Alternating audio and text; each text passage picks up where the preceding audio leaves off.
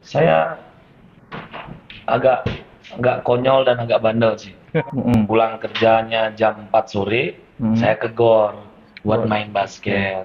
Nah, beliau ini, almarhum ini yang menyelamatkan saya. Ayo tekun main basket yuk.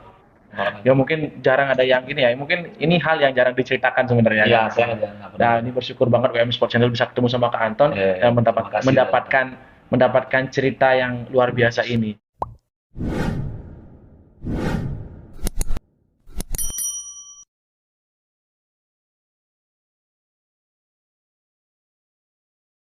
Halo semuanya, kembali lagi di Ngobrol Basket WM Sport Channel bersama saya Wirya Mahendra. Dan di sebelah saya, ini mungkin semua orang udah pada tahu ya, seantero Bali udah pada tahu siapa yang ada di sebelah saya, yaitu Kak Anton. Cuma supaya lebih afdol, Kak Anton yang menyapa semuanya sekaligus juga perkenalkan diri dulu. Siapa tahu ada beberapa anak-anak, mungkin anak-anak yang baru belajar basket yang tidak mengenal siapa Kakak Anton sebenarnya. Ya Kak, silakan. Ya, selamat sore semuanya. Yang rajin nonton YouTube nih, WM Sport Channelnya luar biasa. Eh, saya Antoni Slavitar, saya putra daerah Denpasar, kelahiran kota Denpasar, 11 Maret 1987. Eh, ingin menyapa, pokoknya selamat sore dan terima kasih Kak Wirya mau hadir mampir ke Soton Ground. Ya Kak Adon sama-sama. Jadi sebenarnya WM Sport Channel datang ke sini itu pengen mengulas sih sebenarnya. Kita hari ini akan mengulas banyak hal. Jadi akan menjadi dua part. Yaitu part yang pertama kita akan ngomongin tentang bagaimana kiprahnya Kak Anton di dunia perbola basketan. Mungkin beberapa ada yang tahu ya, khususnya orang-orang yang di Denpasar mungkin tahu. Cuma mungkin tahunya nggak secara mendalam. Mungkin sekarang kita akan kupas semuanya. Dan juga di part yang kedua kita akan ngomongin kiprahnya Kak Anton sendiri itu di kepelatihan. Nah, jadi karir nanti di part pertama dari karirnya dari awal sekali mengenal bola basket sampai akhirnya menjadi pernah bermain di pro dan akhirnya berhenti bermain di pro dan akhirnya mencurahkan semua perhatiannya ke pembibitan atau mungkin hampir dibilang rajanya kelompok umur sih ya Kak Antoni. Hampir semua kelompok umur pernah dilatih dan akhir mendapatkan hasil yang maksimal. Baru-baru ini pun juga hasilnya maksimal tapi nanti kita akan ulas semuanya. Dan untuk pertama-tama Kak Anton, kita juga pengen tanya nih sebenarnya. Jadi ini yang pertama kita akan nanya bagaimana kiprahnya Kak Anton. Kak Anton sendiri itu mengenal bola basket itu dari kapan sih sebenarnya? Jadi pertama kali pegang bola basket itu kelas 4 SD. 4 SD. Kelas 4 SD, waktu itu ada kakak sepupu dari Bengkulu, karena kuliah di Denpasar, salah satu universitas. Dia kebetulan pemain PON Bengkulu. Setiap sore sebelum sholat maghrib, karena kakak saya ini Muslim, saya sendiri Kristen. Sebelum dia sholat maghrib, dia ajak saya, ayo main basket di lapangan kampus. Karena kampusnya kakak itu di depan rumah kami gitu.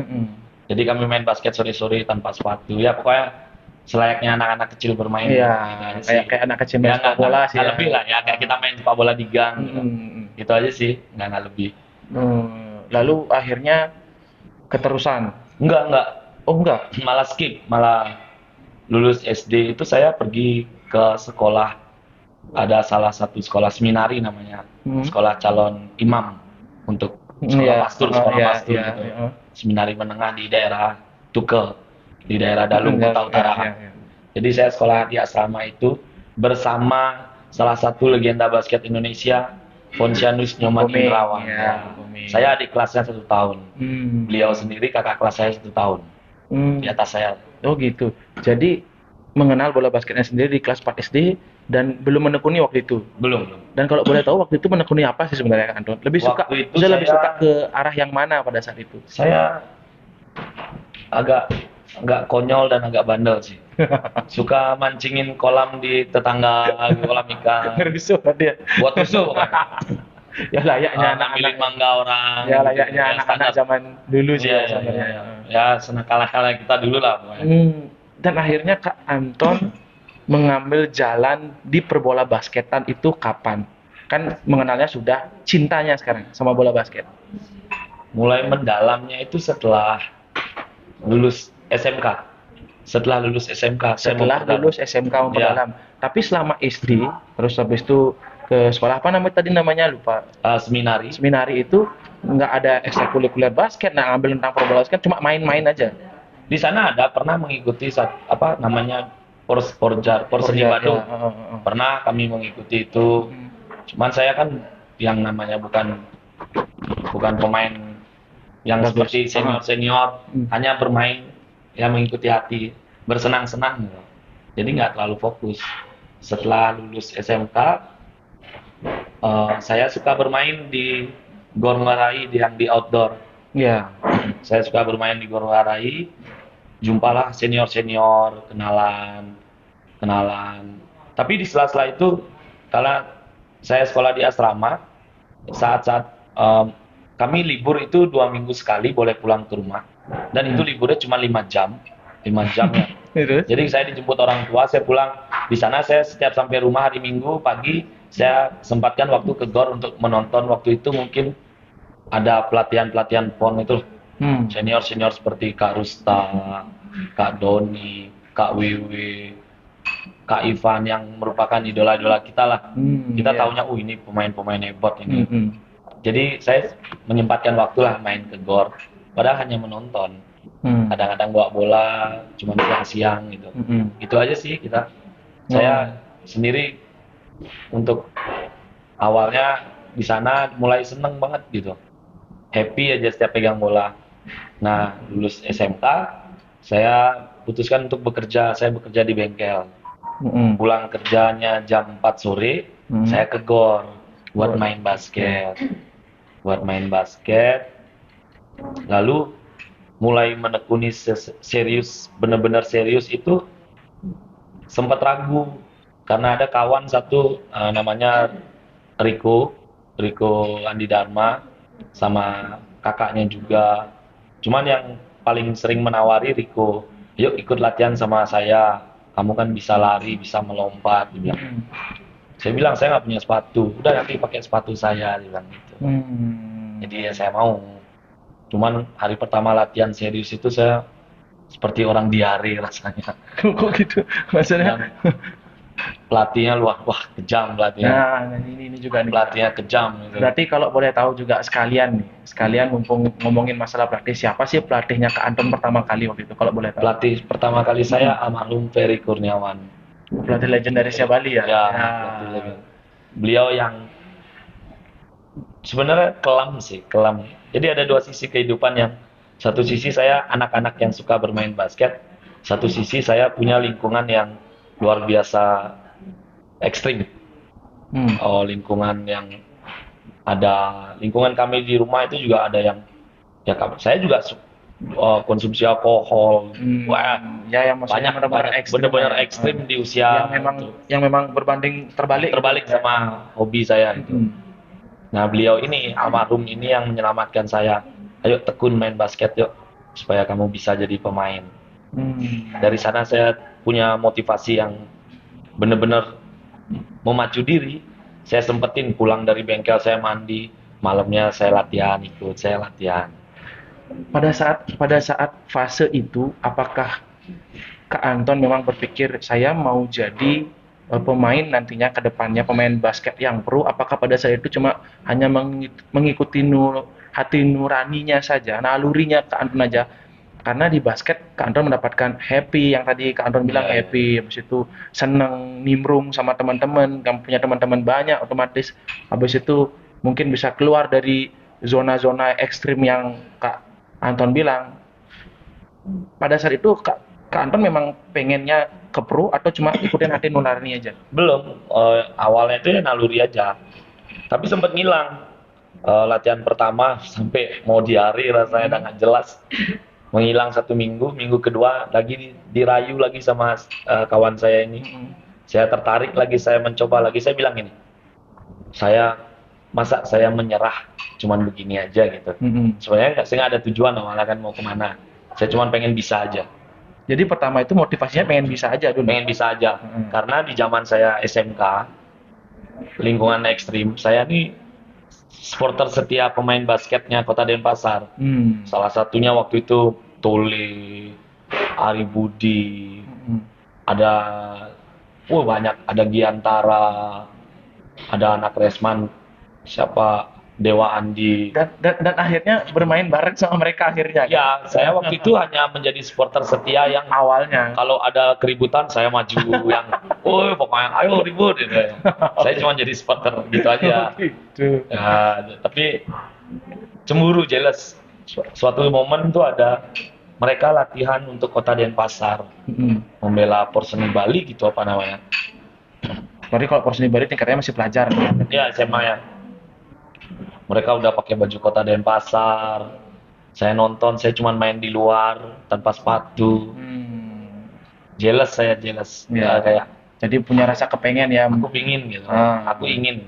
Tujuannya cuma ingin aja dulu, ingin aja. Pengen apanya nih? Pengen jersey yang ada Kota Denpasar? Iya, saya pengen. Kayaknya gagah gitu ya? Punya jersey Kota Denpasar isi nama saya pengen gitu. Cuman nggak kesampaian karena kan udah lulus sekolah saya. Akhirnya baru tekun main basket gitu. Iya. Udah lulus sekolah, ada SMK, sambil bekerja. Di sana saya bilang, lalu ada kejuaraan-kejuaraan apa gitu. Kejuaraan-kejuaraan kampus. Iya, kebanyakan. Berarti Kak Anton juga gini ya, zaman Hexos ya? Kayak Exos saya nggak ikut, saya kan nggak pernah ikut berkompetisi. Oh gitu. Saya benar-benar murni lulus SMK menekuni dengan lebih dalam lagi. Tapi maksudnya event-event yang ditonton pada saat itu berarti kan karena kan banyak-banyak dulu di Bali kan cuma yang gaungnya paling besar event apa sih kan itu kan juga ya. SOS ada Swastiastu. Nah, sekarang namanya Santo Yosef. Ya, benar. Saya suka Hippocrates. Saya nonton jadi penonton aja. Jadi supporter kacau aja gitu. Pokoknya yang bagian kami aja ada. Pokoknya bagian rusuhnya saya pokoknya. Ada saya. Oh gitu. Dan akhirnya tekun setelah SMK, akhirnya kesampaian tuh. Akhirnya jadi pemain beneran itu kapan tuh? Kurang akhirnya lebih dream come true itu menggunakan jersey Denpasar tuh. Waktu itu mungkin Wali Kota Cup ya. Wali Kota Cup. Dan gininya ceritanya mencapai ke tahap itu tuh gimana? Pasti kan perjuangan keras otomatis kan Kak? Wah berat itu. Nah itu tuh, coba diceritakan dong kalau bisa. Itu latihannya. Nah berawal dari ajakan beliau dan kawan saya ini, ayo tekun pasti bisa. Saya bilang saya mau jadi pemain Denpasar. Si pelatih almarhum bilang, ya kok Denpasar sekalian jadi pemain Bali. Sekalian jadi pemain, waktu itu ada Kobatama gitu. Iya. Sekalian. Emang bisa, saya tanya. Bisa kalau kamu mau. Mau nggak ditanya? Saya mau, saya bilang gitu. Udah ikutin latihan saya, ikut pokoknya. Harus dilakukan. Udah saya mau. Tapi di hari dan nggak jelas pokoknya udah. Emang kalau boleh tahu, sorry ya dipotong ya. Kalau boleh tahu sebenarnya latihan seperti apa sih waktu itu yang diberikan, treatment seperti apa sih yang dilakukan sampai Kak Anton tuh selalu menekankan kata saya sampai mau diare itu. Mungkin kan orang-orang nggak tahu ya. Mungkin orang-orang yang zaman sekarang, anak-anak zaman sekarang, anak-anak zaman sekarang tahunya pola latihan yang seperti ini. Kita juga pengen tahu juga kan bagaimana sih pola latihan. Nah, gimana sih pola latihan? Ingat itu lucu. Jadi kayak apa ya? Kadang-kadang sebenarnya bukan porsinya ya. Ternyata filosofi di balik latihan itu tuh, kamu kalau mau sesuatu tuh ya harus kerja keras gitu. Itu filosofi utamanya. Iya. Tapi emang kalau saya ceritakan porsinya, bayangkan aja trek lari 400 meter itu harus 400 meter kan satu stadion sepak bola itu, trek lari itu 400 meter, kita harus tembus dalam 1 jam, harus tembus 25 putaran. Berarti total itu 10 kilo. Iya. 10 kilometer. Benar. Jadi kita harus benar-benar ngelakuin itu, ditungguin, selesai nggak selesai ditungguin. Kalau kita nyerah ya besok ulang lagi gitu. Itu baru fisiknya aja. Itu baru warm up. Oh itu baru warm up. Kita biasanya selalu disuruh bawa 2 sepatu. Oh gitu. Nah pada saat itu saya sudah mulai gajian. Saya beli sepatu basket yang sederhana. Sisanya sepatu yang pernah dikasih sama kawan saya itu, yang sudah agak lama saya pakai buat lari. Yang nanti pas sudah selesai lari 1 jam kita break, biasanya masih masuk ke lapangan basketnya, ganti sepatu, saya kira udah mulai belajar dribble atau apa. Enggak, naik turun tangga lagi. Saya pernah dihukum beliau almarhum 72 kali naik turun tangga di Gor Ngurah Rai. 72 kali naik turun tangga. Coba kalau kayak gitu pantas ya Kak Anton bilang itu sampai pengen diare itu berarti. Saya pernah dihukum itu gara-gara saya terlambat dan Terlambat. terlambat Hmm. terlambat dan tidak diinformasikan jadi kayaknya saya terlambat berapa menit dikali orang yang hadir. Sampai 72 itu berarti Ya, dikali berapa itu ya berarti? ya kurang lebih mungkin waktu itu hadir 9 orang 9 kali orang berapa ya.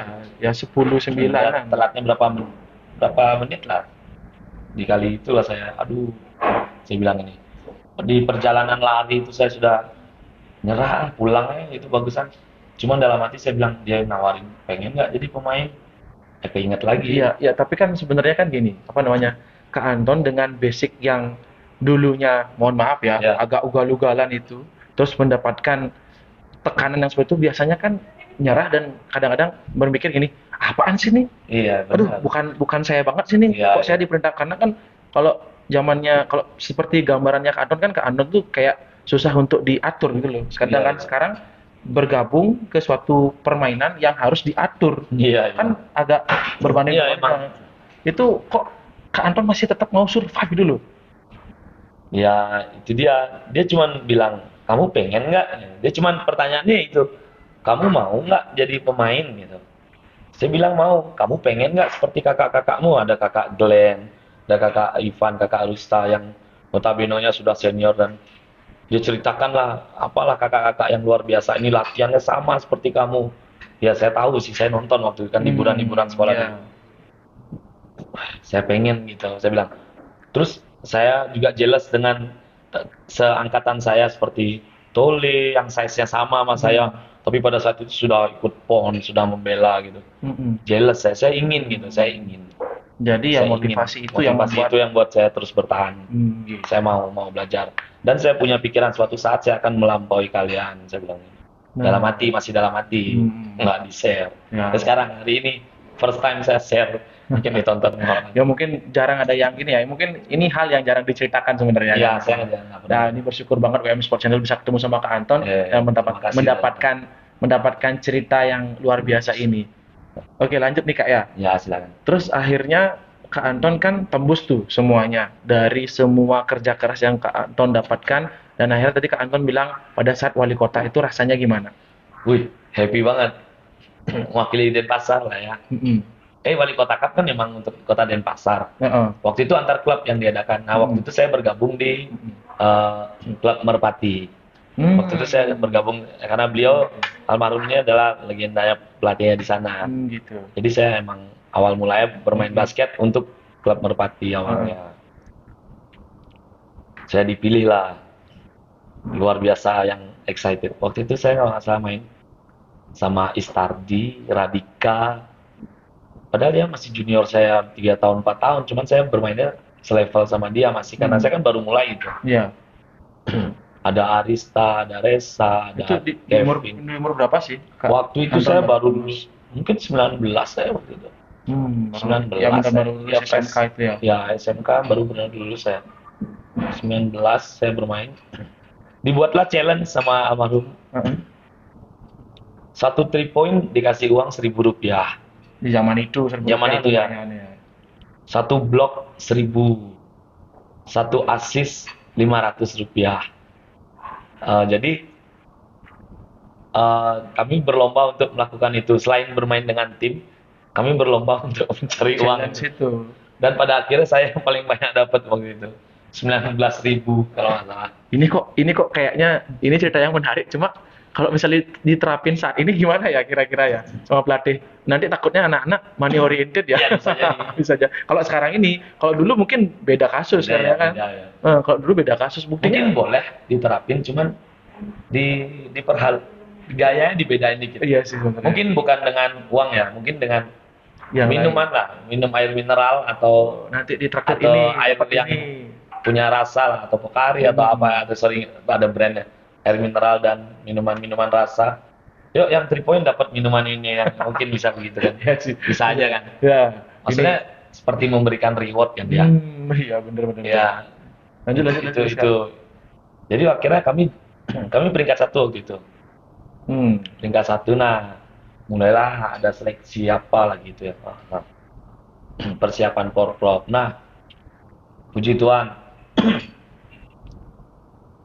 pada saat Porprov, pemain-pemain utamanya Kota Denpasar seperti Tole, Ari Wangsa yang maksudnya di posisi yang sama saya ya, itu lagi terbentur dengan sekolah. Mereka kan universitas tuh, mereka kuliah. Mereka lagi kalau nggak salah zaman dulu ada ikut kelas-kelas pendek itu mereka. Iya, ya, semester pendek. Ya. Jadi saya bilang aja, pemain utamanya Kota Denpasar pada saat itu benar-benar tidak bisa membela Kota Denpasar karena harus fokus untuk studinya dia. Kuliah. Jadi saya anggap saya adalah orang second change, second pilihan itu, second choice-nya itu. Wah, ini kesempatanku masuk nih. Kesempatanku masuk. Cuman tanda kutip loh, saya flashback. Pada saat persiapan Porprov 2007 itu ada persiapan Prapon di Solo 2007. Pelatih legend ini lagi, almarhum dan Pak Ketut Bintara. Mereka yang melatih, saya tahu saya sudah punya pikiran bahwa kalau saya tidak rajin, saya tidak akan dipakai. Karena saya baru belajar bermain saat itu. Pengalaman permainan tuh knowledge permainan saya nggak punya. Yang saya tahu cuma melompat, berlari, mengejar bola, dan rusuh. Ya, tetap. Hanya itu yang saya tahu. Benar, akhirnya terjadi apa gitu. Mungkin tentang perbasi yang saya saat itu kurang tahu, kurang jelas. Tiba-tiba almarhum si beliau ini mengundurkan diri, coach saya yang almarhum ini. Akhirnya head coach dipeganglah oleh Pak Ketut Bintara. Pada saat itu pemain super itu semua. Saya merasa emang belum saatnya, cuman ego mulai besar kepala dan cuman saya tetap tekun. Ada satu momen, bukan ego sih, motivasi. Ya, motivasi. Satu momen yang buat saya benar-benar dari awal seleksi prapon dan lain-lain, saya satu hari pun tidak pernah bolos. Sakit pun saya datang untuk menonton kawan saya. Benar, saya datang. Lari seberapa pun banyaknya saya lawan. Sakit sesakit-sakitnya saya lawan lari, pokoknya saya ajar semua. Saya lawan. Waktu itu pemain Singaraja, ada Eka, ada Ari, itu pemain superior semua. Gusmang dan lain-lain lah, banyak itu. Cuman berarti itu Porprov tahun berapa ya? Itu persiapan Prapon 2007 ya, yang di Solo. Ya. Akhirnya si Pak Ketut Bintara bilang gini, kebentur lagi.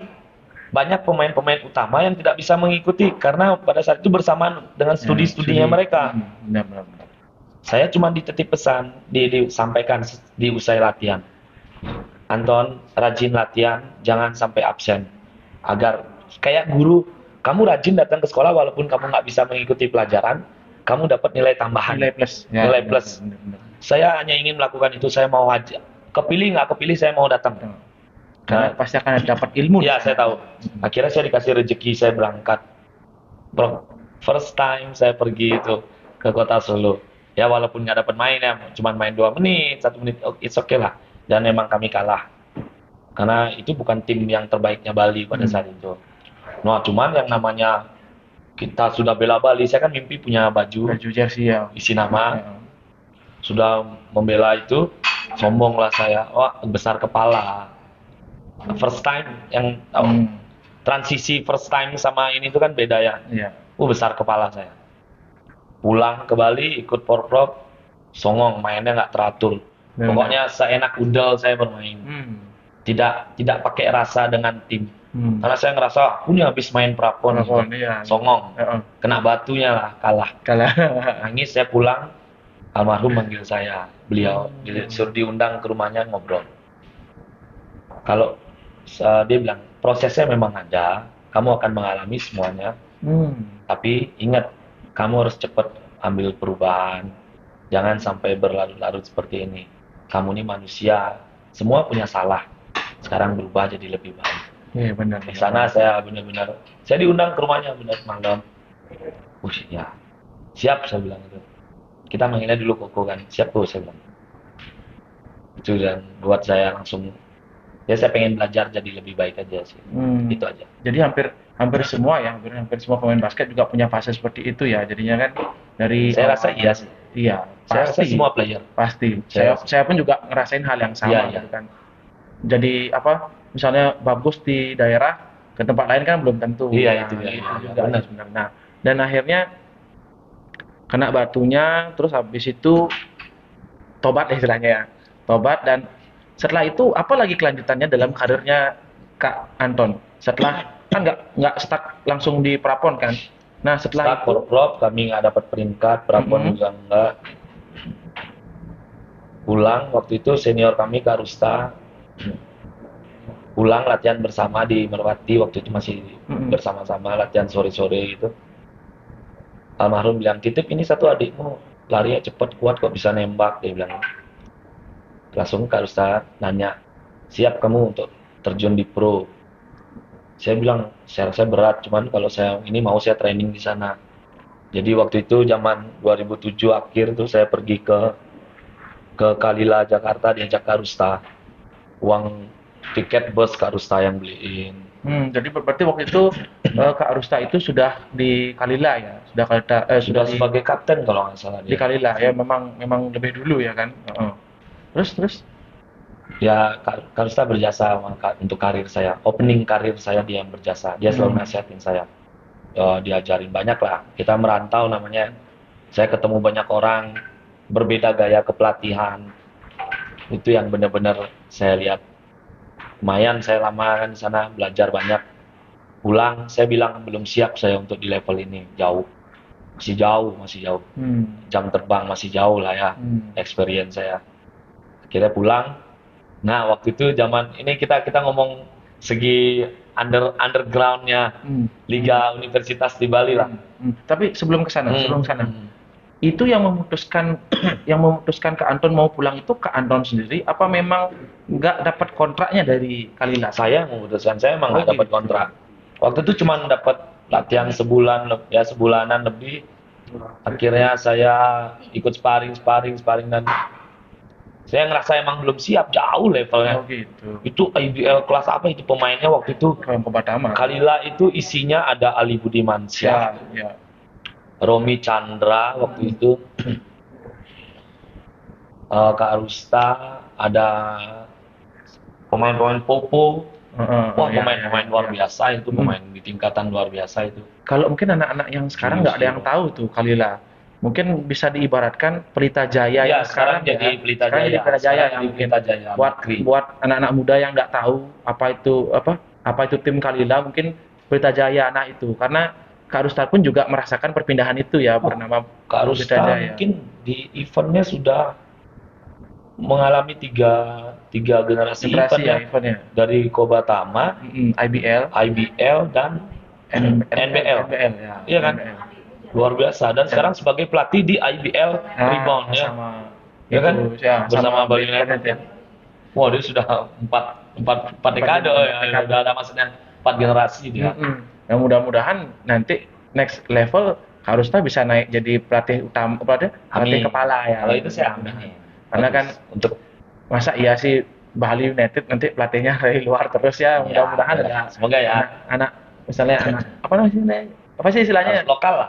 lokal Berdayakan yang lokal. sport lokal coach lah istilahnya Ya. yang sekarang jadi asisten dulu nggak apa-apa lah gitu kan nanti Ya. next level. Oke, terus yang tadi Kak Anton mau cerita tadi, sorry dipotong, sekarang bisa lanjutin lagi. Underground Liga Universitas Bali. Nah, berbekal pengalaman saya ikut training di sana dan segala macam. Silakan sambil. Sampai minum dulu. Saya waktu itu ada kampus A, saya sebut dengan kampus A. Butuh pemain. Saya tidak pernah kuliah. Jadi yuk ikut main sini yuk. Dia emang bisa. Segala macam. Transkrip nilai. Oh, semua keluar ini resmi. Bermainlah. Dan di sana bermain dengan baik sampai saya melakukan tembus ke final. Dan salah satu lawan saya ya Undiksa, Udayana All Selection-nya. Kalau nggak Udayana Kampus League bukan bukan. ya Kadang-kadang kan Udayana juga ngirim begitu. Yang untuk kampus League Udayana All Selection.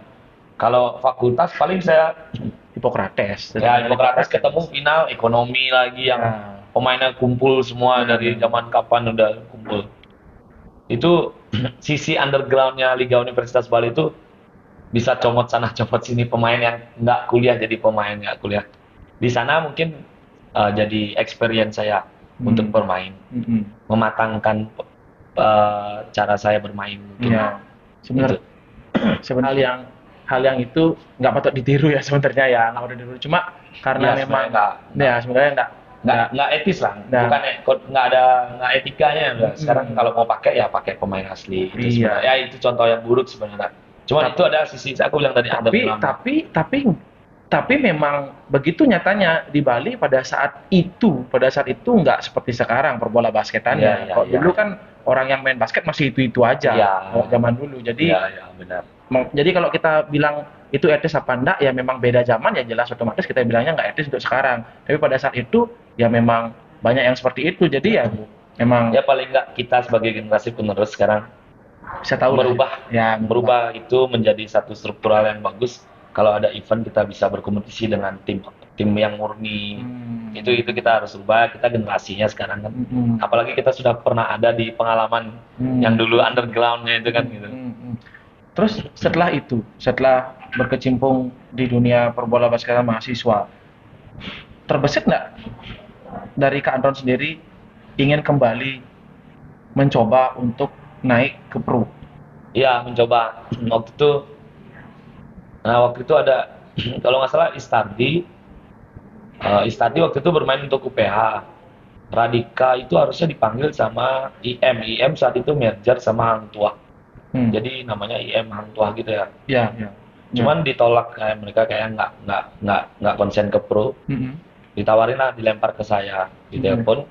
Kebetulan almarhum coach saya ini almarhum sudah pernah jatuhin omongan ke manajernya IM Hang Tuah ini. Titip satu anakku nih supaya gitu. Nah, di sana saya ditelepon disuruh berangkatlah saya sekali lagi ke IM Hang Tuah itu. Training lagi. Saya bilang saya nggak mau main di IBL-nya. Waktu itu IBL. Ada nggak Kobatamanya? Saya mau coba Kobatama aja dulu biar lebih. Dia bilang ada, cuman kamu harus ke Palembang, dia bilang gitu. Wah, Palembang. Wah, jauh banget. Nggak apa-apa, kita yang ngurus semuanya itu. Cuman saat itu regulasinya kompetisi Kobatama itu lagi kayak kadang ada, kadang putus, kadang ada, kadang putus. Saya kan ragu-ragu juga jadinya. Nah udahlah, nggak usah lah. Saya diem sini aja lah, saya latihan di sini aja. Gitu. Di sana saya di mana? Saya ajak lah salah satu foundernya Liga Bali, Ari Hamzah, Dwi Payana. Saya ajak Kak Oplong, saya ajak. Dia waktu itu kan masih adik-adik saya. Mungkin kami beda 3 tahun. Ayo berangkat yuk, kita ikut training sana. Kak Oplong saya ajak training sana, pengalaman pertama kali dari M menuju Hang Tuah itu. Itu pulang ke Bali kami punya experience lagi kan. Punya pengalaman bermain lagi. Ketemu orang yang berbeda lagi dengan gaya yang berbeda. Itu sih yang buat kami berkembang, saya rasa ya. Pengalaman-pengalaman di luar itu. Jadi Kak Anton ini nggak nyampe ke pro ya? Cuma training-training aja? Belum.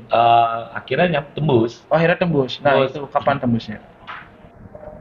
Itu mungkin kejadian 2007-2008 ya, setelah habis mepet kok waktunya. Ya, setelah lama. Porprov dan lain-lain itu. Karena semua hitungannya bulan ya? Iya. Saya saya saat itu sudah melatih. Di sela-sela itu tuh saya sudah melatih. Sudah melatih 2007 itu saya sudah melatih. Melatih SMP 1 Denpasar. Angkatan pertama saya itu Kesia Saudali, kakaknya Yesaya. Iya. Ya, itu yang saya pegang timnya. Ya kami menang. Saingannya ya tetap SMP 8 Putri. Oh, memang Kak Dede legend itu. SMP 8 Putri itu super itu dulu. Dan sampai sekarang masih mereka-mereka aja. Karena saya training, saya stop dulu sebulan, saya izin ke sekolah. Karena saya ikut training itu. Berharap ingin jadi pro, cuman saya lagi ngerasa belum mampu gitu. Bahaya ini. Akhirnya di satu momen saya ingin sepanjang mungkin sudah 4 tahun, 5 tahun, 5 tahunan, enggak sih 2004 tahun setelah melatih SMP 1 saya bilang, aku mau main basket Nah kebetulan teman kami itu Adit baru lulus fresh graduation dari UNESA. belum bekerja dan udah Dit, kamu yang ini ya, kamu yang handle, aku mau main Gantiin. basket. Gantiin. Saya ingin main basket ke Jawa Tengah. Hmm. Jawa Tengah Salatiga yang benar-benar tembus saya pro. Tapi waktu itu kompetisi sudah berubah nama jadi NBL. NBL. Di sana saya berkompetisi. Jadi di Salatiga itu kalau nggak salah apa ya namanya? Satya Wacana. Satya Wacana ya. Saya berkompetisi sama Jojo. Jojo waktu itu masih kuliah, Jojo Bali United. Jojo Bali United. Terus siapa lagi yang jadi coachnya sekarang itu? Jerry Lolowan. Ya, Benar. kan seangkatan ya. Oh itu seangkatan ya? Jadi waktu itu masih main Ya, bareng. kami jumpa pon di Jateng dulu, kami jumpa. Prapon. Oh gitu. Terus bertahan di pro-nya berapa lama? Pak? Sebentar kok saya di pro. Saya kan bilang, aku pengen nyoba nih, aku pengen tahu rasanya Main sampai di pro. kapanpun ya. Cuman ada satu miss, satu kesalahan yang fatal buat saya juga. Jiwaku masih emosian, masih menggebu-gebu gitu. Nggak bisa dikontrol. Waktu itu mau seri Bali dan seri Palembang, saya buat kekacauan di sana. Jadi teman satu tim saya hajar pokoknya. Sampai sekarang saya punya rasa menyesal yang sangat besar. Jadi saya di sana memutuskan udah cukup. Yang penting aku udah ngerasain. Udah pernah turun. Waktu itu seri Solo, Malang, Bandung, udah Jakarta. Udah pas mau seri Bali saya kekacauan itu terjadi. Oh pas mau seri Palembang, dari Palembang kan lompat ke Bali waktu itu. Saya udah buat kekacauan itu. Ya jadi sebenarnya ya saya nggak mau bilang alasannya ya, benar atau salah kekacauan itu. Saya bilang itu salah saya karena saya melakukan tindak kekerasan. Oke. Saya Jadi salah. Itu hal yang kelam, jadi lupakan, kita move on. Iya. Harus. Wira pengen tahu sih, pada saat, karena kan keinginannya Kak Anton sendiri kan untuk merasakan main di pro. Gimana sih rasanya kalau bisa diibaratkan? Gimana rasanya main di pro? First time, jadi buat anak-anak yang dengar nih, adik-adik saya yang dengar nih, teman-teman lah semua. Kamu akan bangga banget saat kamu berbaju pro. Nggak tahu ya kalian, tapi saya buat pribadi, ini yang saya berdiri waktu itu upacara pembukaan dengan baju, dengan isi nama di level pro, nyanyi lagu Indonesia Raya, itu saya nangis. Ditonton banyak banget. Satu GOR di Malang itu penuh. GOR Bima Sakti itu penuh. Saya nangis, keluar air mata nyanyi Indonesia Raya. Saya bilang ini dalam hati, ini ternyata rasanya apa yang aku impikan selama ini. Aku kerja keras, aku pengen tembus. Bener-bener, wah itu luar biasa banget rasanya. Bener-bener. Bisa dilihat sih, Kak Anton ngomongnya tuh kayak hampir mau speechless gitu, jadinya bener-bener. Ini mimpi, dream come true itu. Ini.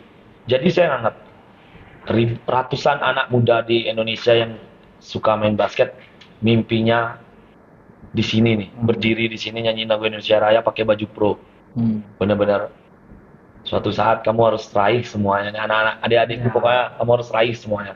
Apa yang kamu mimpiin harus lakuin. Caranya ya kerja keras tadi itu. Caranya kerja keras, dan ingat, saya dapat pesan ini dari, nanti pasti akan dibahas juga. Persiapkan dirimu terlebih dahulu sebelum kesempatan itu datang. Karena jika sudah siap dirimu, saat kesempatan datang, kamu tinggal ambil itu. Jangan sampai kesempatan datang, kamu belum mempersiapkan diri. Tolong itu diingat untuk adik-adik saya, generasi saya, penerus saya lah, generasi di bawah saya ini. Ya, itu sih. Ini suatu, kita dapat suatu motivasi dari Kak Anton, bagus banget ya motivasinya ini, bisa dipakai oleh anak-anak muda yang baru-baru latihan basket. Jika kalian mempunyai mimpi yang sangat tinggi untuk masuk ke dunia pro, nih ada senior kalian, Kak Anton, sudah memberikan kalian motivasi dan semangat buat kalian ke depannya supaya meraih mimpi sama seperti Kak Anton. Amin. Dan lanjut lagi Kak Anton. Akhirnya Kak Anton berhenti di pro, kembali lagi ke Bali. Dan bagaimana karir basket setelah itu? Waktu itu stuck sih ya, karena 2000 berapa saya pulang? 2013 awal kayak. 2013 awal saya pulang. Kebetulan Kak Rusta pensiun waktu itu. Ingin beberapa bulannya lagi memutuskan ingin pensiun di pro karena karirnya sudah belasan tahun ya. berjumpa juga sama senior Kak Doni. Ya, pokoknya idola-idola saya zaman dulu itu, senior-senior saya yang senior. Mereka, Kak Rusta bilang, Aku mau buat akademi gitu. Mau ikut nggak? Oh, aku mau Kak, dia bilang gitu. Dengan semangat. Aku pengen latih juga itu lagi. Kak Doni, ayo ikut. Ya kami ngelatih yang pertama kali ya itu, Elite Basketball itu. Elit basketball. Itu yang dibuat Kak Rusta, Kak Doni, dan saya juga ikut Hmm. membantu melatih waktu itu. Hmm. Ya kami berkembang, berjalan bersama-sama dan bersama saat itu dengan manajer muda, tapi benar-benar bisa berjalan beriringan. Kita ada di Mas namanya. Hmm. Itu kenangan kami luar biasa itu. Jadi itulah tonggak awal Kak Anton masuk ke dunia, bukan sih, kalau masuk ke dunia kepelatihan ya memang Udah sudah lama. dari yang dari SMP 1 itu tadi ya. Ya. Dan akhirnya membuat suatu akademi ya, membuat suatu akademi pada saat itu bersama Ya. sahabat-sahabatnya. Terus setelah itu apalagi karir basket Kak Anton yang bisa di-share Di kepelatihan. di kepelatihan, karena kan kalau pada saat itu main masih ya Masih Masih aktif bermain, bermain. ikut-ikut kompetisi apalah ya. lokal. Kompetisi lokal aja. Masih Dan rajin. akhirnya ngelatih juga. Itu sebenarnya ngelatih nyambi pemain apa pemain nyambi ngelatih sih sebenarnya? Eh, saya putuskan menjadi seorang pelatih itu benar-benar matang. Saya pernah kuliah kok, kuliah guru di FKIP, Nah, kejuruan olahraga juga. ikip. Ya, IKIP. Ya, ikip. Tapi nggak lulus gitu. Nggak lulus. Tapi ilmunya dapat. Ya, saya ingin mematahkan stigma orang bahwa dengan basket ini kita bisa hidup. Kalau dulu ibu saya bilang, main basket, kerjanya kamu. Nah, Iya, iya, iya. pengetahuan orang tua saya itu, mama saya, ibu saya manggilnya mama. Yang namanya kerja tuh ya di kantor 8 to 5, kerja pagi, pulang sore. Nah, itu bekerja, itu sudah sejahtera katanya. Iya. Saya ingin putusin stigma orang-orang seperti itu. Maksudnya orang zaman dulu bukan orang seperti itu. Mama Iya. saya dan mungkin orang tua zaman dulu, bahwa dengan basket, apapun itu basket, entah jadi player ataupun jadi coach, kita bisa hidup. Saya ingin, ternyata saya yakin. Tapi ingat, ya harus bersabar dengan prosesnya, harus tekun kan ya. Jelas. Nggak ada yang instan. Iya. Kita terima semua dari nol, dari nol naik ke angka 1, naik ke angka 2, dan seterusnya, semoga gitu kan. Yang penting kita improve juga, berkembang dengan cara kita membina gitu. Pasti saya rasa rezeki itu beriringan kan, pasti datang. Kalau kita memberikan sesuatu dengan baik, rezeki baik pun akan datang gitu. Iya. Kurang lebih seperti itu ya. Itu tanggapan dasar saya lah, opini dasar saya. Tapi itu memang benar, Kak. Saya pengen mutusin itu aja sih awalnya. Nah, beriring berjalan bersama elit, bersama akademi itu, sama Kak Rusta dan Kak Doni dan kawan-kawan lain. Kita dipercaya waktu itu ke Jurnas kelompok usia. First time kalau nggak salah Bali ngirim ke Jurnas di Jakarta. Kita dapat perunggu Bali kelompok 14-nya. Seharusnya bisa, cuman by experience mungkin saya belum pada saat itu. Saya rasa harusnya bisa peringkat 1, cuman by experience saya masih kalah untuk level nasional. Berkembang lagi O2SN, saya pernah dikirim bersama Coach Dede ke Surabaya, kita peringkat 1 juga emas, dan putra apa itu. Porjar, Kota Denpasar, Porseni itu saya sampai akhirnya benar-benar ada event Popwil kalau nggak salah. Mungkin dari zaman 2000 berapa itu Popwil udah kalah terus Bali. Ya, puji Tuhan saya dikasih kesempatan sama Coach Adit juga. Akhirnya kita juara, dapat emas. Sampai lolos Popnas. Jadi istilahnya mati suri basket Bali itu akhirnya terpecahkan. Ya, untuk di tingkat SMA waktu itu. Dengan SMA dan kelompok umur. Ya. 2015 akhirnya kita dipanggil. Dikasih kepercayaan untuk Kota Denpasar. Dan puji Tuhan dapat emas untuk Porprov. Kalau nggak salah waktu itu di Singaraja 2015 Porprovnya. Ya, benar. Lalu 2017 kita dapat emas lagi di Gianyar Putra. 2019 ya sebelum Covid, Porprov Tabanan kita perak, kalah oleh Pro Kabupaten Badung.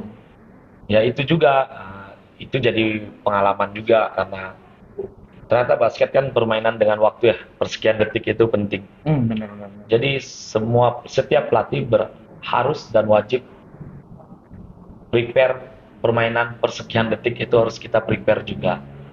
Mungkin kemarin saya secara pribadi kurang kurang prepare itu ke anak-anak. Ya, jadi saya mau next nih ke depannya karena masih diberikan kesempatan lagi prop berikutnya ini saya mau lebih fokus ke arah-arah sedetail itu. Saya pengen merebut kembali emas untuk Kota Denpasar. Iya, iya. Lumayan ya, udah emas dulu. Pandemi kan? Iya, Emas merah turun gitu kami. Ya, Ya, mudah-mudahan kita doakan bersama. ya semoga lah.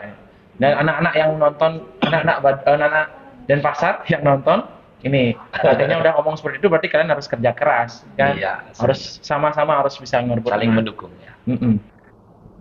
Itu jadi akhirnya di elit dan akhirnya berkembang bersama-sama dengan elit Ya, di kepelatihan. juga pelatihan. Dan akhirnya kanton membuat sendiri, ya kan? Iya. Nah, itu sebelum kita nanyanya ke arah sana, nah, jadi kita minum dulu. Jadi untuk part yang pertama, untuk Iya. masalah gimana karir basketnya Kanton tadi sudah dijelaskan semuanya. Kanton dari kelas 4 SD baru mengenal dan akhirnya menggeluti setelah tamat SMK. Ini tamat SMK loh, baru menggeluti dan akhirnya mencapai impiannya untuk bermain di pro. Apa kabar kalian yang sudah basket dari kecil, tapi belum bisa meraih mimpi, jadi kalian harus kerja keras. Ini hal yang patut dicontoh dari Kak Anton sendiri. Oke, sampai jumpa di part berikutnya. Kita akan ngobrol banyak tentang akademi yang dibuat oleh Kak Anton dan prestasi-prestasi lainnya dari Kak Anton menjadi seorang pelatih. Sampai jumpa dan tetap di WM Sport Channel. Kita akan ngobrolin sekarang ini tentang kiprahnya Kak Anton di dunia kepelatihan. Aku hilangin. Karena ini cikal bakal saya punya murid dan punya penghasilan gitu. Saya ganti, saya punya Lavitar Academy. Lavitar Academy itu basicnya jadi kelas akademi aja apa. Akademinya ada, saya harus punya sebuah klub yang terdaftar di Perbasi. Perbasi Kota Denpasar khususnya.